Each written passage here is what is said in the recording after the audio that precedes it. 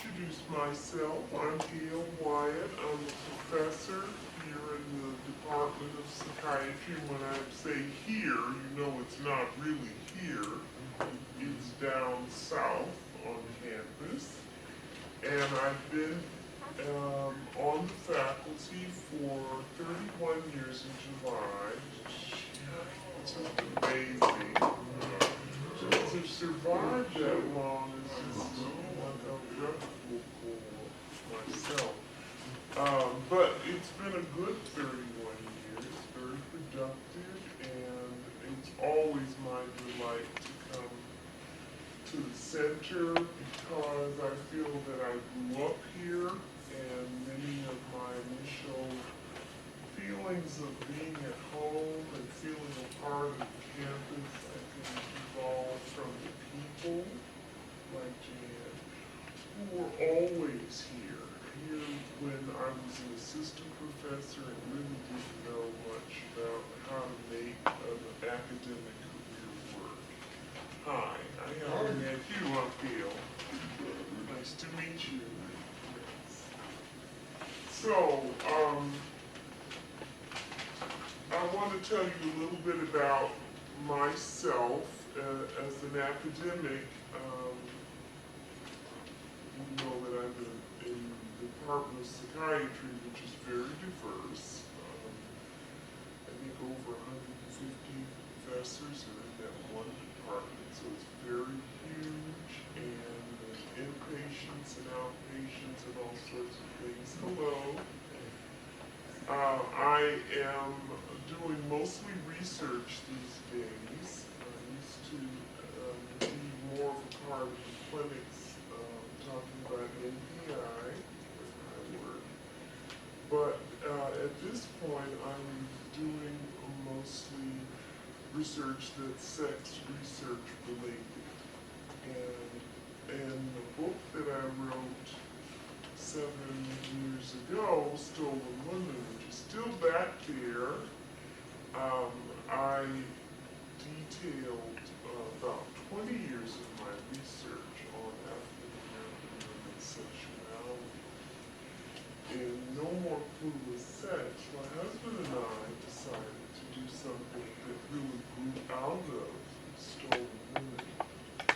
And what the reason that I think it was important for me to write this particular book and to write it with him was that whenever I do book signings, I went to over 26 cities in about a couple of years, and then went back to a lot of them because there was such a response. People really wanted to understand the stereotypes and what they see in the media and what they experience, and wanted to know, where did all this history come from, because it isn't in any of our history books, and what impact does it have on what's going on today. So these are very contemporary issues, and the book is still doing extremely well. It's in women's studies and black studies and sexuality classes and psychiatry and psychology. And so I'm really delighted that it has sort of filled a place, I think, in the literature because there wasn't much there that spoke to African American women's history. But it's not just about women, it really speaks to a people. But I think when something happens to women, something very different happens to a culture. And I'm sure that we could argue that point all afternoon, but I really don't want you to just assume that women really are the holders of a lot of culture, and certainly family life. And the bond and the cement that they can create, sometimes with someone else, sometimes not, sometimes all by themselves, is a significant contribution to society. And when a lot of environmental, political, psychological and sexual things happen to families, as they have in America. And we don't have these conversations. I think it's hard to appreciate what impact those things have on a particular group like African. So what I tried to do in Stolen Women was to document it historically and then talk about my research over 20 years. And to this day, it stands up very well with what's going on. What I was asked when I did these book signings was, well, okay, now we know there's history out there. There's a reason why people are struggling with some decisions about their bodies, struggling with relationships, struggling with how they feel about themselves. What are we supposed to do about it?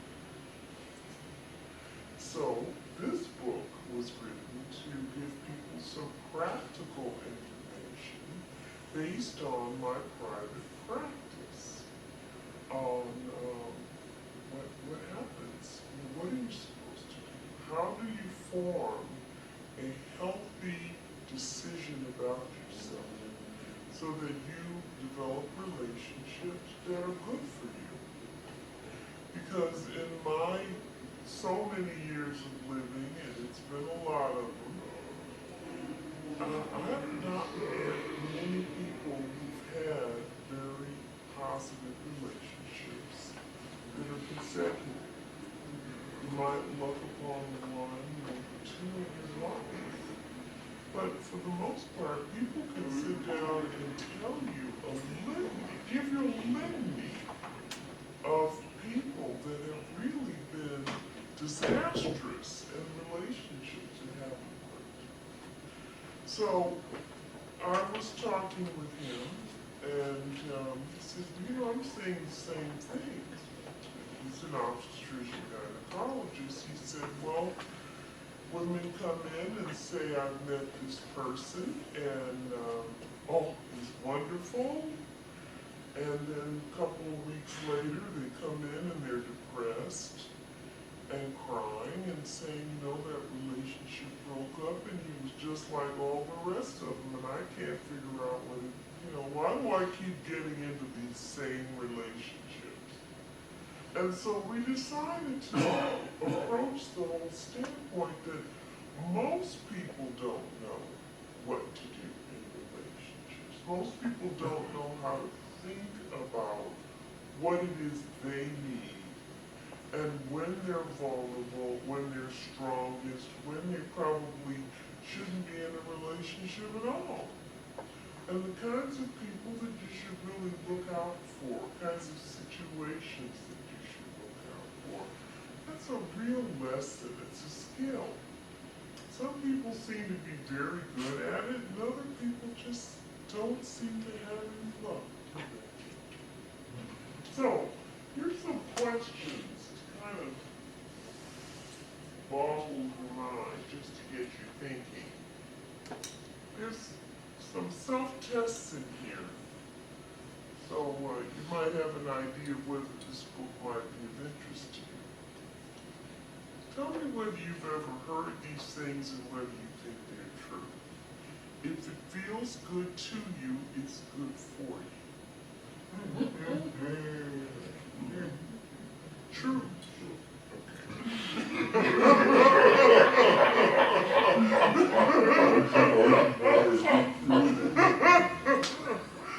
Okay, it's never as good as the first time.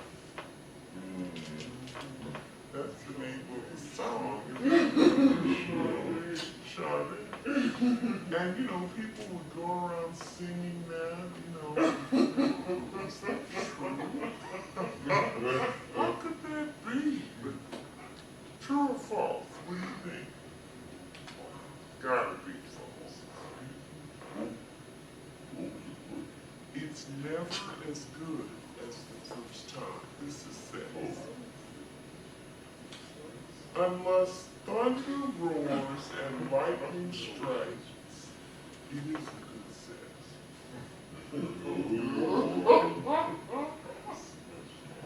Unless your partner has an orgasm, sex wasn't good.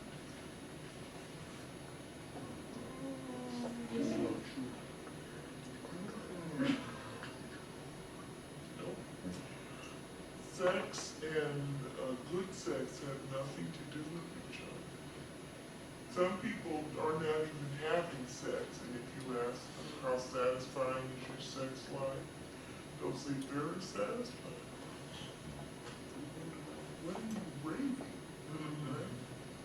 Well, we need to talk about that because you see, sex isn't what people think it is.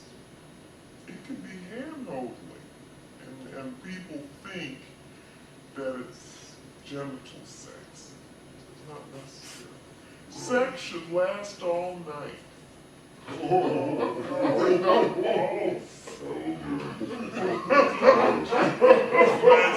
idea, but it's not real.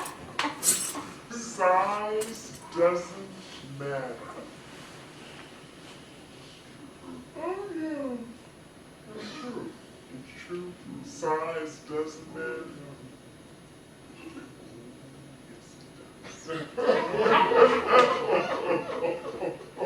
You can't get pregnant unless he comes inside it.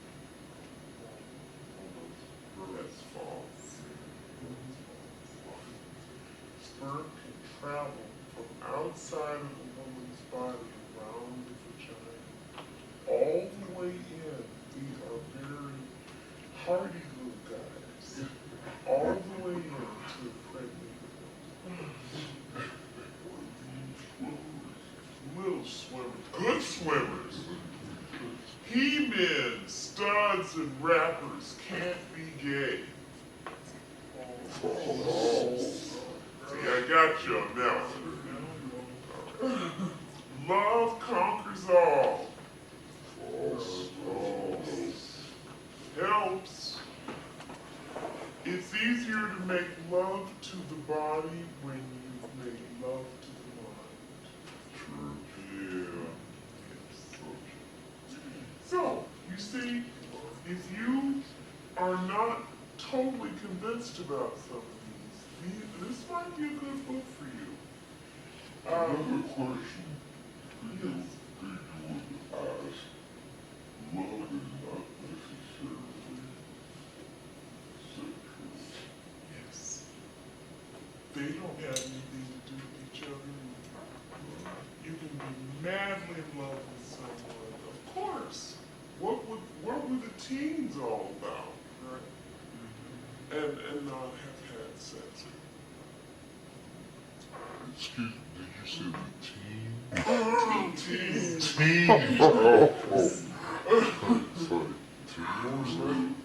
Weren't adolescents madly in love? Aren't the youngsters out walking outside and you're madly in love? Crazy in love. Yes. Love conquers all. Well, it really doesn't, though. It's a nice thought, though. You know, nice thought. It's nice to think that there's something like that in life that would just make everything better. But love isn't it. Love is probably, yes. If you're looking for love, it necessarily doesn't mean all of you. No, it doesn't. The love doesn't. And you know, this is a book about relationships more than it's about sex. Because if you know how to develop healthy relationships, the rest will follow. The hardest thing that we don't ever talk about, and we're not trained or taught to figure out, is, well, how do you attract someone? On what basis? And so what we came up with was a mnemonic. It's called CLUE. Right? The C stands for check your sexual arousal. Some people don't really think about what it is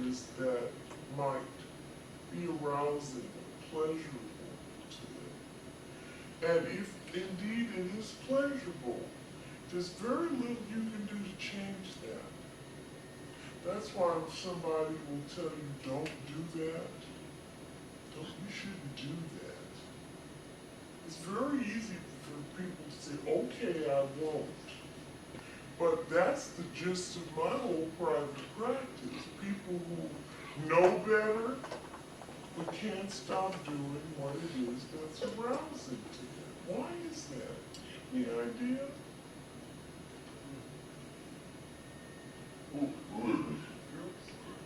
It feels good.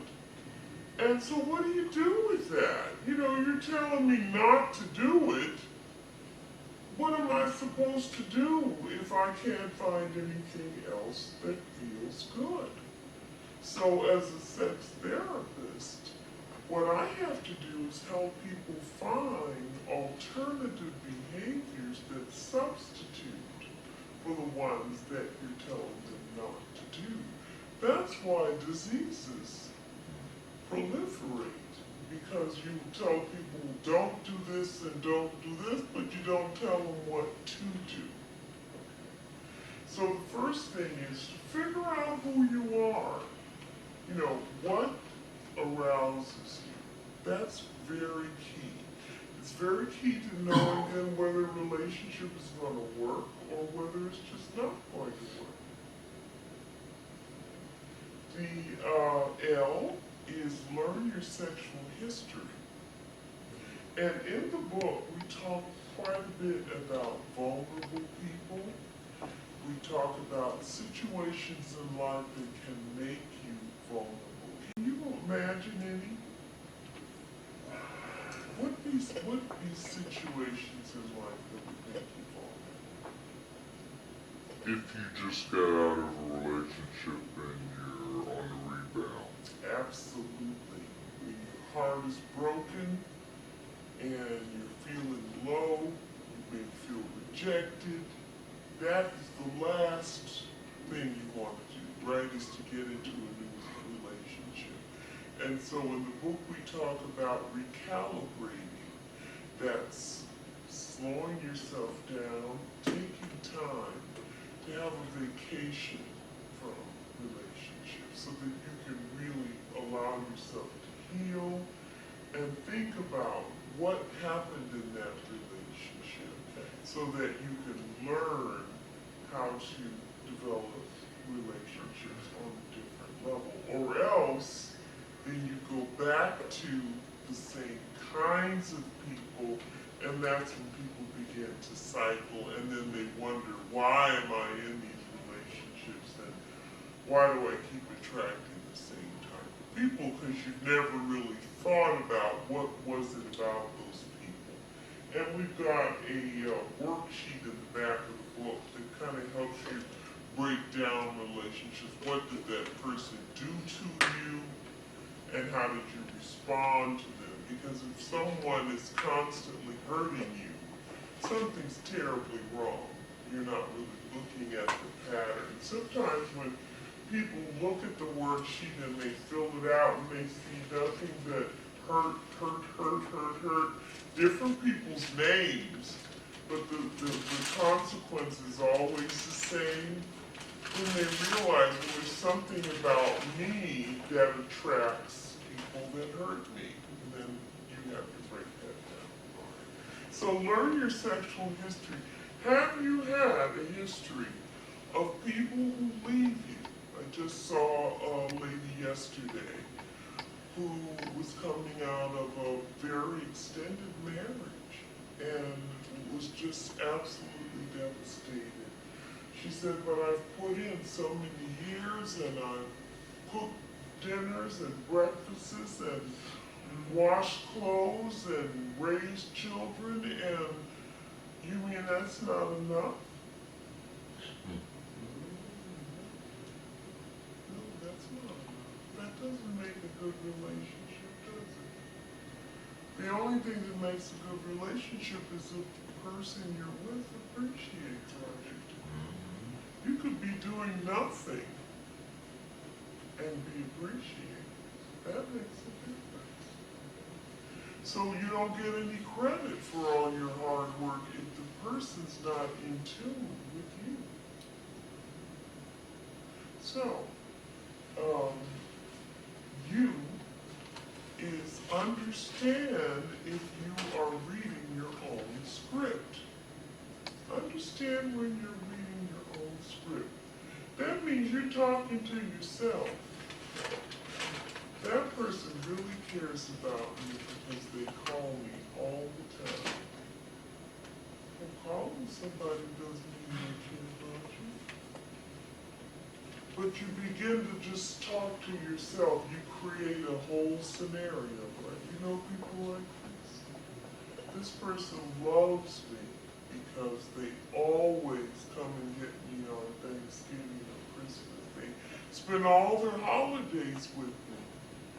Well, have you ever thought that maybe they spend all their holidays with you because they don't want to be alone, but they don't care about you enough to spend any other time with you?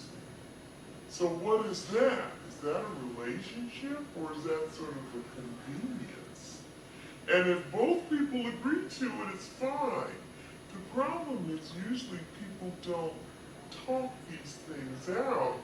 So they don't know when they're acting in an informed way or they're just being taken advantage of. So the script could be on either side or both people could be reading the script. I've got vignettes in there about people who abstain from sex before marriage. Both people consent to abstaining. They're following their own religious dictates, and then when they got married, they realized neither of them knew anything about sex. So they didn't know how to consummate a relationship. Came in for therapy because they needed to learn what was the matter. They couldn't turn themselves on. They had to start with the seed. They didn't know what their arousal was. They'd gone through mid-30s ignoring arousal. Well, if you ignore it, you're not going to know what it is. You have to train yourself. You have to train yourself to control what it is that we call sex. So your script is really critical. And then E is evaluate if you need to change or let go. And this is probably the hardest because there are relationships that all of us have that are wonderful, wonderful people, loving, great personality, good salaries, beautiful cars, sharp clothes, and you just can't make it work. Like the lady I saw yesterday, just because she was the only one working in that relationship. So Clue pretty much lays out steps that people can use to go through evaluating relationships. So now there's 10 secrets in here. 10 chapters and 10 secrets that detail what are the things that usually people don't know about as you grow into your formative years and into adulthood. So I'm just going to give you an example of one chapter that I talk about a lot. And that is quickies. It's one of the first ones. Quickies. You know what the quickies are? It's fast sex. Quickies are great. And for people who've grown up like I did in the 60s and the 70s, quickies were probably all that anybody was ever going to experience because there was no privacy. You had no apartment. There was a car. If you made out in the car, that was probably, that was a good thing. But what happens under those circumstances? We learn to respond very quickly. So when I see people that have these very fast one person in the relationship was tired of that sort of fast food agenda. And they'd like to have more of a gourmet experience. Slow. Involving the whole body. So, then all of those skills have to be learned. But quickies are deceptive because people can have sexual dysfunctions. You know about this? Part of men, you know about the performance drugs now, billion-dollar industry, right? Viagra, Cialis, and Levitra. Ever heard of those? Oh, those You saw the commercials. Super Bowl, you saw Those commercials. what's out there for women? Very, very few medications for performance sexual performance. But this is a real issue, and I always get asked about, you know, sexual dysfunction.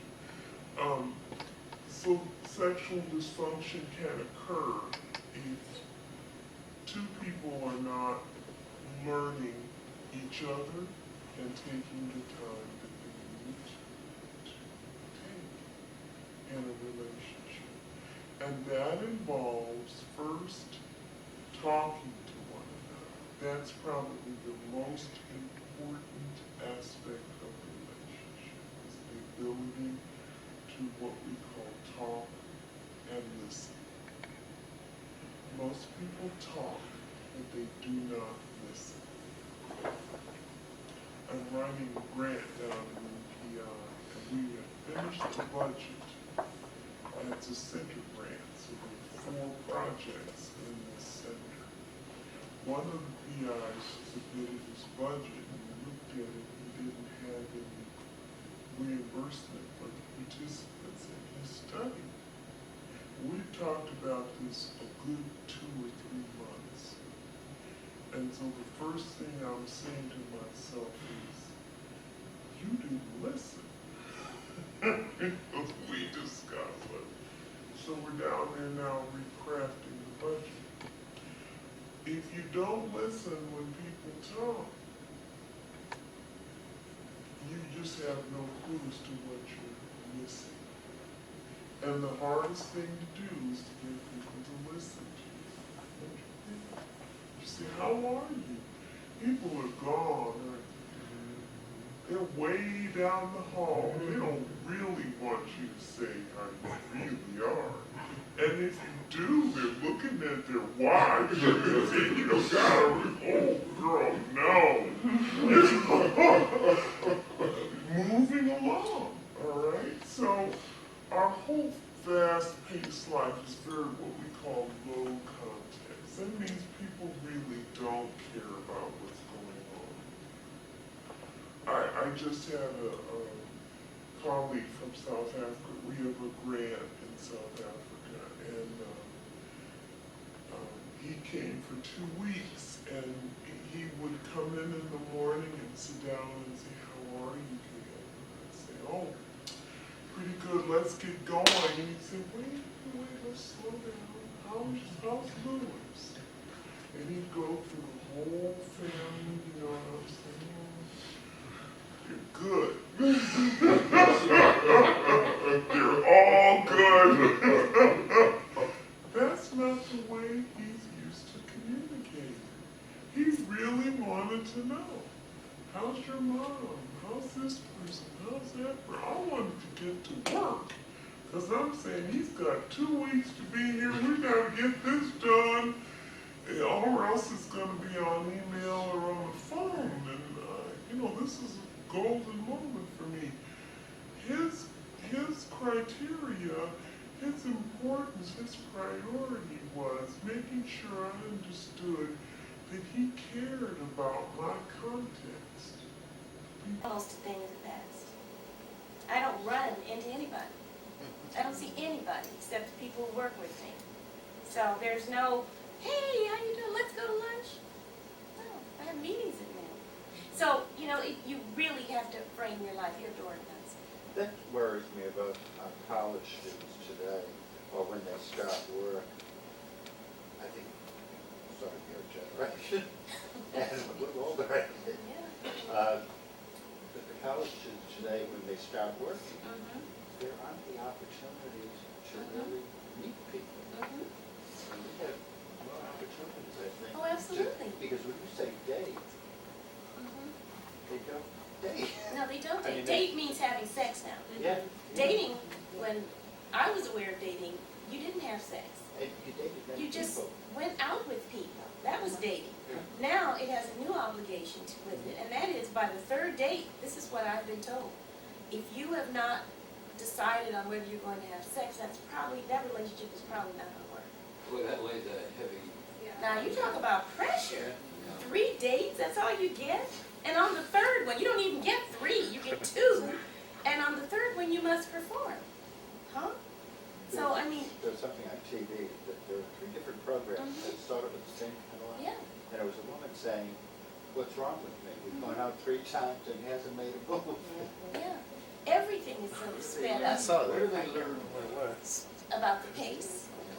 I think that the fact that there's so many people available and everything is very visible and it's all to be touched, it gives you the feeling that you can touch and relate to people when actually we don't relate to people at all. You'll see a breast or you'll see a hip or a behind or a piece of a person. It's a thing, it's not a human being. It's a depersonalization, total depersonalization of people. And they do, in that, if that's how they feel, that they're fighting themselves so much and they're missing so much, where's the realization coming that they're missing that? I'm going to give you some bad news. In the next, 85, 90 years, we're going to become more depersonalized, not less. Why? Because of technology. Technology, actually. You're not going to be able to, you won't have to leave your house for anything. So I think what we need to talk about is it going to be as important to people? People are going to have children without having sex. They're doing that now. Because of so many diseases, we're going to get to the point where you really shouldn't have any contact. You know, they're dirty. You just get a lot of disease, a lot of bother. But Dr. Wyatt, I think also part of that is because of some of the things that Al has mentioned, is that a lot of people don't know how to develop social skills. Yes. So they don't want to go out and try and fail. It becomes circular, doesn't it? Because if you don't go out and you don't meet people and you don't sit in a room and realize, I've got to get up and go across the room if I'm going to meet somebody. I can't just sit here. Then you don't learn what that's You like. have to reach out. And you have to. But if you can do that on a computer, and we have, a whole chapter on high-tech sex, where do you learn that? It's all in your mind then. The relationship you develop is one that's not real. It's all created for you by what you think this person is. Hi, Angela. So it's very, very sobering to think of where we're going and what it means, because what are we losing? We're losing our ability to see ourselves and connect to a person. A soulmate will be somebody who's got an email relationship. And actually I see now in my practice, people who have never seen people they're engaged to marry them. And I'm just thinking, when are you going to get together? Because you cannot marry until you see this person. You have to know this person.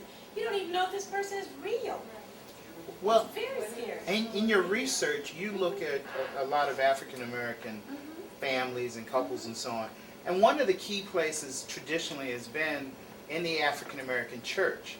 And in an urban environment like today with the mega churches where you have 5 to But look at 10,000 them. people, 10, 18, it's harder to meet I spoke in people. a church with 18,000 people. I couldn't even see them. The lights were in my eyes. I thought, I could be in an auditorium. I could be anywhere. 18,000 people. Yeah, and they had the screens. Well, you don't have to go to church, you just go in the Right. TV set. But I'm saying, I don't even think the churches are going to give you that up close and personal. No, they don't feel. anymore. They don't want to touch you, either, because of all the diseases and things that are going around, and people misinterpret behavior. There you go. You reach out and hug somebody, and then they'll think there's a relationship. They begin to learn. They're reading their own script. You say that, I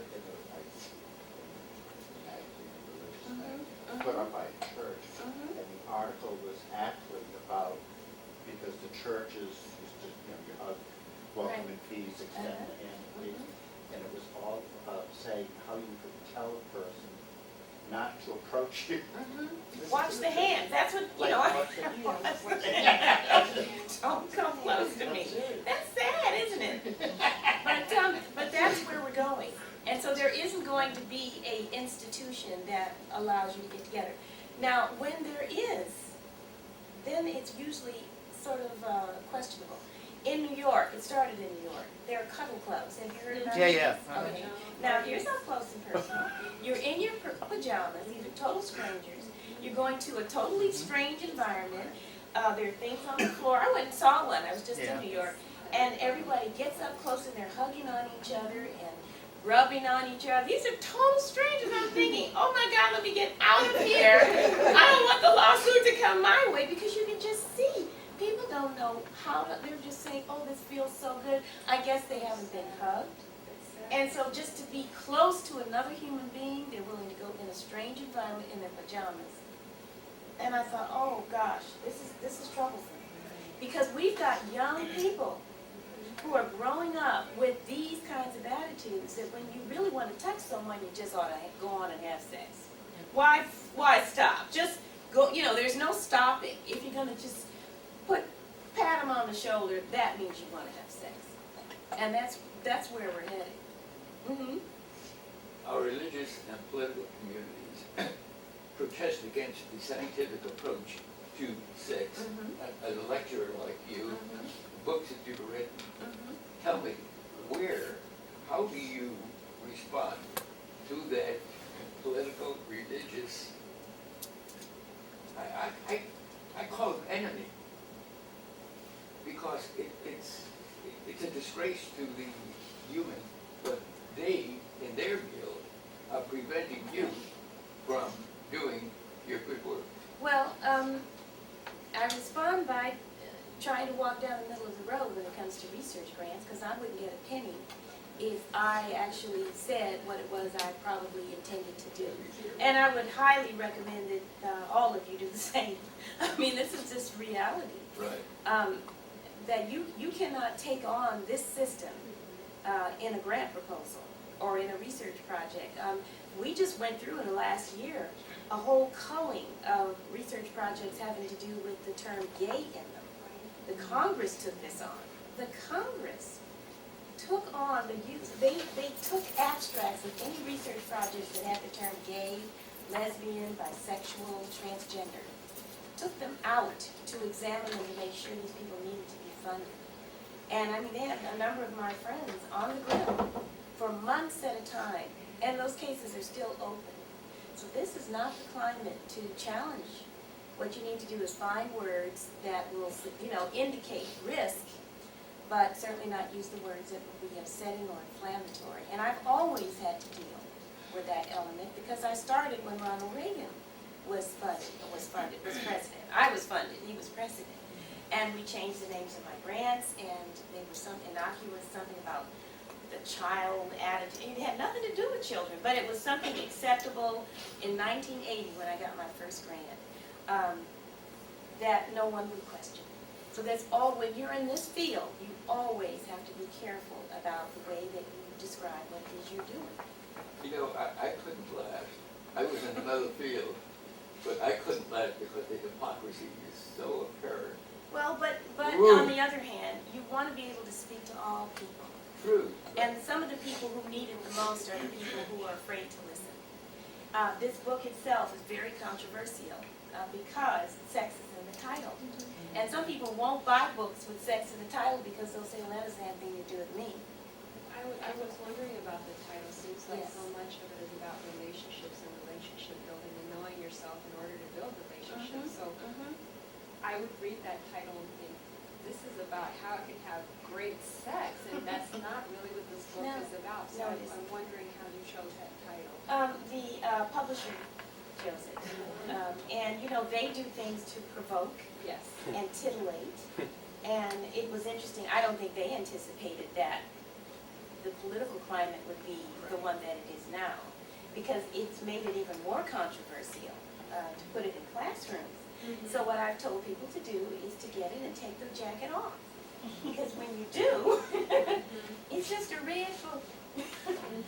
That's what you'd they be did with the amazed. Kinsey report. Absolutely, and you'd be amazed, well, it doesn't have the same sting, you know. But yeah, you have to be very, very careful with this topic. I have people who stalk me because, you know, if they see me on television, they will say that I have a relationship with them. So the fantasy and the whole issue of mental health and some of these issues is really, really something that we've got to address. We see every single day someone who has perpetrated some sexual crime on an adult or a child, and yet we're not really looking at where these folks come from, where are they raised, what kinds of homes are they raised in. I interviewed a young teen who was a serial rapist, and he was in a Chino prison. If you've ever gone over to Chino, if you've seen it, it will break your heart to see there's at least 3 generations of men in that prison. And they'll never get out. They'll just never get. They have no social skills whatsoever. They're not allowed to talk.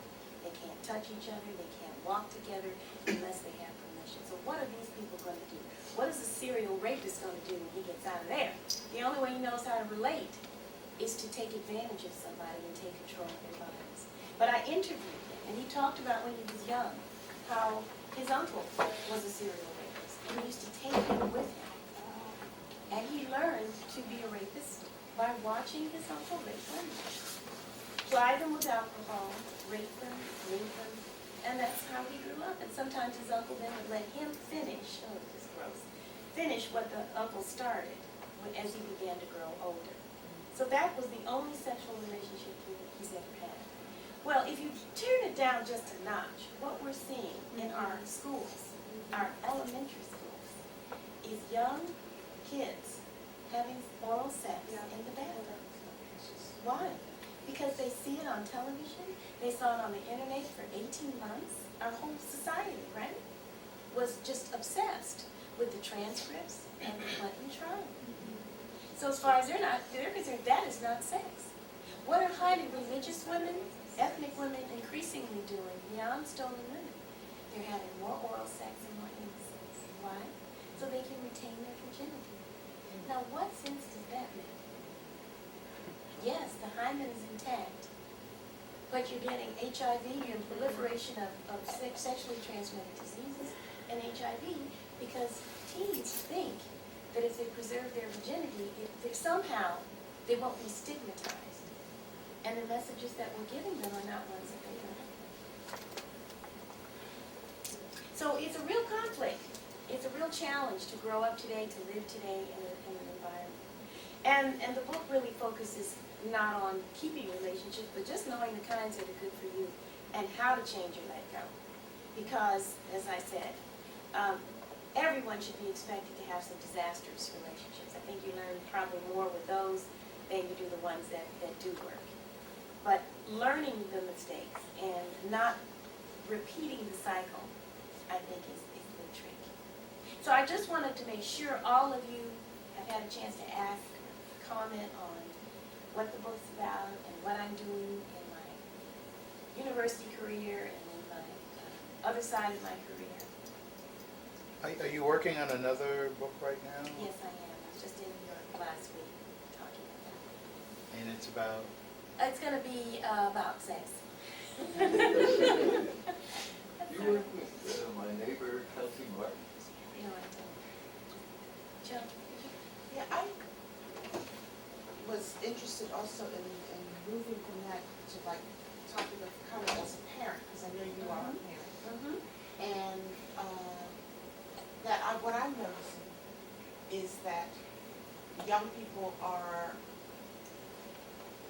marrying later, Mm-hmm. but if they marry at all. Mm-hmm. And how do you, as a parent, if you've had a very good relationship and marriage, and it appears that your children don't see that, you know, because they're not moving toward wanting that. What do you do as a parent? I mean, what are some of the things that you think in society today are keeping young people from seeking that from marriage? I want to answer that one. Because I answer that on a weekly basis with my parents, okay? And I'm the oldest of This four. sounds personal. Yeah, it's not personal, but I mean the He's on opportunity. the couch. Yeah, I'm on the couch, you know, I'm laid back. I got to get my free therapy where I can, you know. So I mean, and one of the things that I tell my parents, they've been in a very successful marriage. They'll be 40-something years this summer, and you see that and you use that as a goal. Sometimes, because of the difference in generations and the experiences that you go through, yes, you can say, oh, we've been in this successful relationship, but they may have had different experiences. And as Mr. Bennett has very eloquently stated, if you're a child of the whatever decade, say 60s, you've seen a lot of changes in how men and women interact.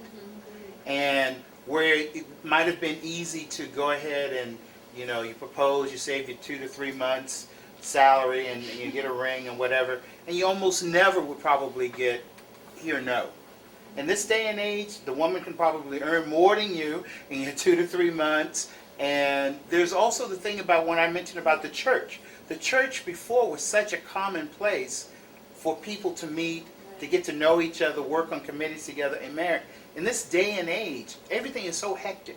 You know, there are groups and organizations like your cuddle clubs, but there are milder ones like Meet in LA, where you just meet a group of people, not dating, but you know you have something in common. And I don't think it's a knock against the younger people not getting married, or the older parental couple or grandparents who have been married a number of years. I just think the experiences are different, and everybody has to process it in their own different way. Or you could just go back to the excuse that I always give: when God is ready for you, then you'll meet your match and you'll move on. You know, but a lot of times, you know, parents, they want to be grandparents so quickly. Oh, no, that was Well, not the case. Alex, come on now, quickly is not 40-something years old. Well, in this day and age, we live longer. You know, that we live longer. I don't know who's 40. Why do you want to make a comment? And my comment was, you know, on the one hand, parents often say, be careful, don't make the wrong choice. Right. And, you know, they have a real strict idea about it, and they're real strong about that all through your teens and even your early 20s. Then they get panicked, and they shift the message totally. You don't have to be so picky. And Angela's right. And Angela is right about that. Find somebody. I think maybe just step back from the beginning. Let them do their own thing. I think I got married later in life, probably later than my parents were. And I think the biggest issue for me is that marriage, as I saw it at home, was very different from the way I wanted a marriage to be. You know, the marriage that my parents had, and they've been married years, just didn't seem functional for me. For me, somebody who's gone to school, had her own opinions, wanted different things out of life. I just didn't see how that would translate into my life. And since that was my only model of marriage, I didn't necessarily know how to convert that into something real for me. Right. So you know, for a majority of my 20s, I didn't even want to get married because I just didn't see it as a viable choice for me. And I think a lot of people don't see it as a viable choice because Right. they don't see how to make it work. Right. And that's why I think a lot of people wait. I also think there's a psychological cushion when you have parents now who have some sort of job or some sort of financial solvency. I think the generation before married for security. All right, you got married so you could team together and put your salaries together and buy a house. You know, today, well, you know, if your parents have a house, you can go sit in their house. You know? Not my parents. Oh no. They're going to be lecturing you And about marriage. I mean, who can afford to buy a house? That's today? true. Unless you're going to give them a living will and, you know, give them money before you die. How can they afford to raise $90,000, $100,000? The average amount of a home in Los Angeles County is just unbelievable. Okay? 15 years. Yes. And so what's happening is sort of the European style, where kids would get to high school, go away to college, college or just work for a while, come back home. Yeah. And then your parents would be older, they take, yes, Italy, the men won't marry at all. Right. The average age in Italy of men is 40-some years old. Their mothers are still washing their clothes, cooking their dinner. What is the rush, you know? So what happens is they reestablish those same connections. Your parents get old, they take care of them. Parents pass away, they get the house, and then they just go on and do it that way if they marry at all. That's what's happening even in ethnic groups now, that marriage is delayed. But what's happening when it comes to sex? You've got this huge adolescence, right? Right. From puberty, which now is 6 months earlier, so it's now down to age 11. I was just at my granddaughter's elementary school this morning. She's in first grade. It was Grandparents' Day. And I saw the 5th and 6th grade girls. Most of them had on bras. Yeah. They're 10, 11 years old. Bodies like grown women, all right? From that age, all the way to the age of about 25 is now what adolescence is, because that's the age, the average age of marriage, if you marry. And then if you don't marry, then it just goes on out. If you marry, you will not remarry if you're an African-American woman. The chances of finding somebody else are very remote. So the pressure and the message is very serious. It is very mixed.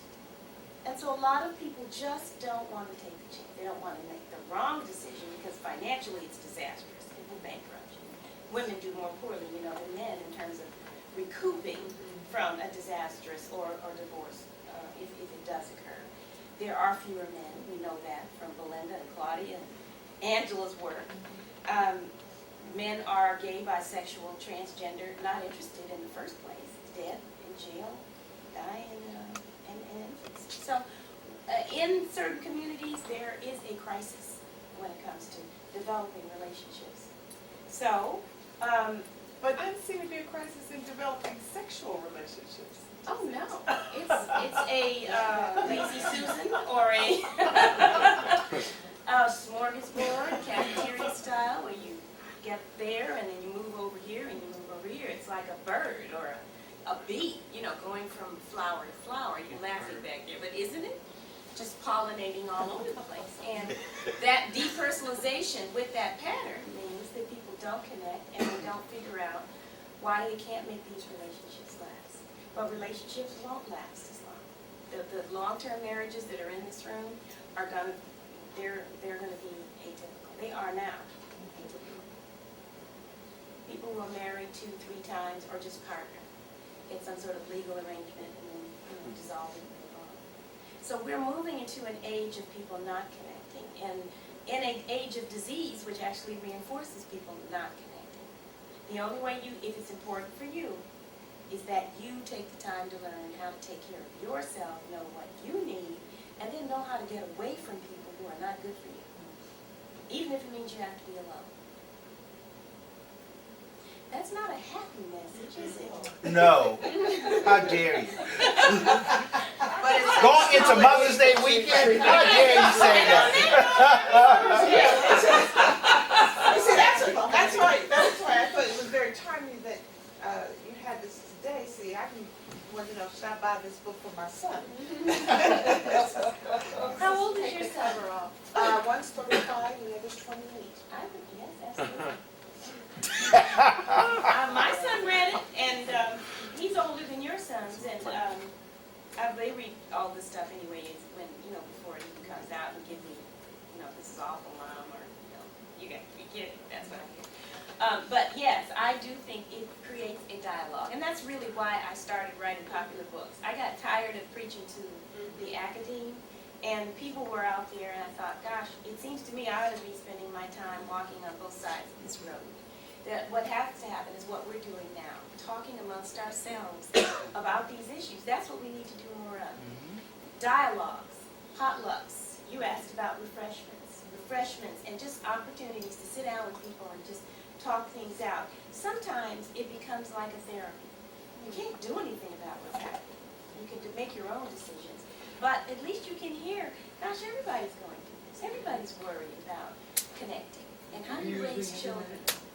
Do you use the internet Oh, for very communication? much, very much, yeah. We have studies on the internet where we use chat rooms to recruit people for all sorts of things like that. You just can't get, it's just going that way, isn't it? You can't avoid it. So you have researchers that get paid to be in chat rooms? Is that what you're saying? Chat rooms, looking for sexual partners too. No, not They don't do that in chat rooms. What are you Yes, talking they do. about? Those are rumors. We have chat rooms for dominatrices, Yeah. and there's a fabulous story in here on one that I met, interviewed. Nice little lady in a little cotton dress who came in. Came in a little gingham kind of thing. And I'm looking at her saying, I can't believe what you do. But you would pass her on the street. But in her gear, she looked like I mean, she had all the paraphernalia and invited me to come and see her studio and you know, how she works. San Fernando Valley or LA? She was in Hollywood. Will you check to see if I'm she's familiar. Just looking at demographics. Just looking at demographics. Get off the couch.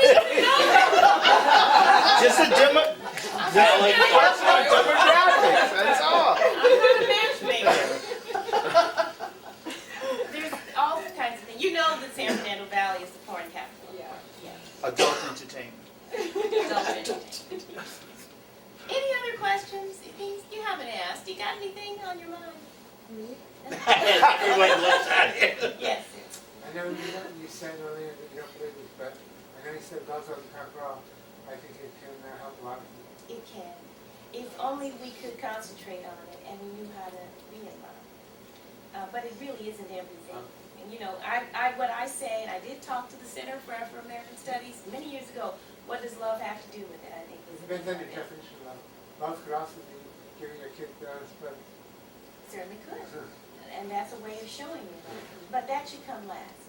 The first thing you have to do is figure out if this person trusts you, if they're trustful, honest with you, can they listen to your honesty, and can they respect you? There has to be reciprocity. when you get married, I dated a few years ago. Pardon You me? get married to a college student, I dated a few years ago, but we'll get married this year. But all of these things are important ingredients. Without those things, you don't really have much going. And then, if those things are right, and you really can find this person all the time, they don't disappear on you. You know, doing odd things, having odd hours, and then you might allow the feelings to come in. You can have those feelings, but I wouldn't risk them with somebody that doesn't prove themselves to be worth the risk. Do you have a definition of, in quotes, tough love? Yeah, it's loving someone enough to set boundaries. And I actually think tough love is love. Because I don't think that you can be in a relationship and respect yourself and not have boundaries. There should always be things that you absolutely will not do. Because you don't want to, it doesn't feel good, it hurts, it looks weird, whatever. You just don't like the sound of it, which is what one lady came in with her partner and he was saying, why doesn't she want to do this? And she said, I don't like that word. Well, can you name it something else? Is that the problem? All sorts of reasons, but everybody's got their little proclivities, and you ought to know what yours are, and you ought to be able to negotiate. With your keys, car outside, clothes on, sitting upright, ready to go. Yes. Would you say this problem is greatest in America, or is it happening Sex. everywhere? Is sex the problem? The marriage problem, or just Oh, people absolutely. getting It's one of the along? biggest problems we have. And most of the problems in America are tied to sex. This election was tied to sex. Social Think cost about of, that. Yeah. And What people about don't Europe? talk about it very, very much. To me, Europeans are more honest about why they marry, because they usually don't marry for love, they marry for wealth, inheritance, longevity, not necessarily for love. It's an arrangement. And love is something that you might get somewhere else, like on the side. I think that in many cultures, people are much more honest about what marriage really is. To marry for love is like capricious. I mean, you love somebody who can't support you, can't have anything. How's that? How can you love them? And that happens here. You don't know them. I was on television this past Saturday. It's a new show called Strictly Sex with Dr. Drew Pinsky. Oh. They had a couple what on. station? It's on the Discovery Channel. and I don't know when it's going to be shown. But they had a couple that had been married 4 months. She was pregnant. They had dated for 2 months. Married.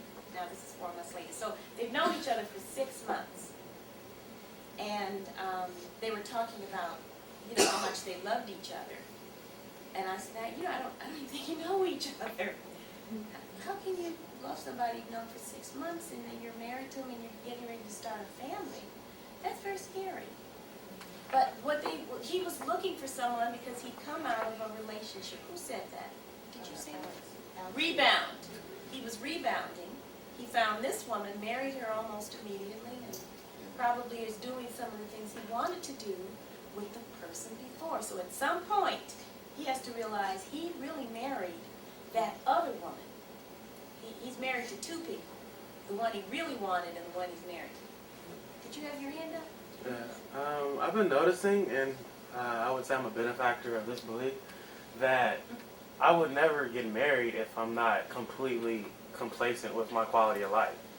Meaning if I can't raise a family at a certain level, and I think finances is the number one factor. Yes. And I think most men, why would they struggle with another person if they're struggling alone? You know what I mean? Because it I makes guess them feel that's- emasculated. Really? I mean, no, I'm saying that's why they won't. Oh. I mean, to struggle like that. Yeah. When you Marriage don't is feel- usually for a reason. Yeah. And the reason usually has some financial security that goes along with it. That was the whole purpose for marrying in the first place. It wasn't for love.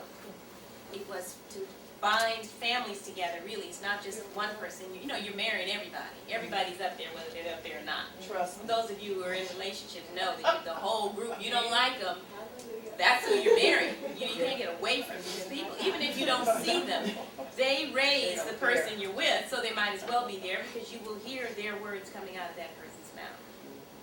But isn't that why they had the dowry to help you get over that? Yeah. But they got rid of To that sweeten the that deal. time-honored Yeah. custom. Yeah, yeah. And dowries still exist, Oh. in many cultures. At 91, I'm still learning. But I Are you have, 91? yeah, Oh my You're God. talking just a about, number. you're talking about 50. I know, it's Just amazing. numbers. I graduated at Berkeley in 36, university. But I have 7 grandchildren, and 6 of them are in the UC system now. And one, I'm going to Berkeley, where I graduate next week, see my grandson graduate. But I'm learning an awful lot from them. It's keeping the lines of communication open. I'm not in judgment, and I don't say, I know better than you. All I do is ask questions. Have you thought about this, this, this, and that? And you have to navigate your own road. That's right. But I'm always open. You can use me as a grandpa or even as a father. That doesn't entitle me to any other privilege than the open communication, because I know they can take me on a story that could go way off. But if I don't come from judgment, then they are free, and they know they feel trust, and that they can expose whatever it is, and then I still don't say. Well, say judgment. that's a really beautiful way of being, It's because the you're allowing other only people way. to be, and without judging them and letting them be honest with you in your presence, and that does not Only happen in way. all families. So I applaud you if you're able to do it. It is very difficult to listen today to what people are doing, because it is really scary, and you know that they're at risk, and you know that they're placing their whole lives. A young woman came in yesterday, was getting ready to go to a wonderful college and using cocaine and marijuana, and saying that all the kids were doing is private school. I'm thinking, oh, these parents are paying for her to be associated with people who are using drugs. And they go to parties. She said they don't have anything to do. They all sit around and all get high together. That's what they do down parties. They don't touch each other. She said they just sit there and get stoned together. That's socialization. She's going to an African American university, and I said, if you think you can get away with that here in California, because we're not really part of the United States, it's not going to work. if you get to the South where you're going to school, it's not gonna work for you. You're gonna be seen as a hoe. First of all, it doesn't matter what you're doing. You could say you're sitting there and you're just getting high. But using drugs is associated with a whole lot of other behaviors. And you're going to be out socially and you just walk through the door. So, you know, she doesn't have a good sense, she doesn't have good judgment, but she doesn't have a good sense of the real world. And her parents are not involved in this whole decision making about the people that she socializes with. So to have somebody who you can talk to and who can just sort of help you with your own decision making process is invaluable. I don't want to talk, I really want to listen to you, and I do want to sign some books if those of any of you are having to rush off. I know it's almost 1:30. It's good to see you.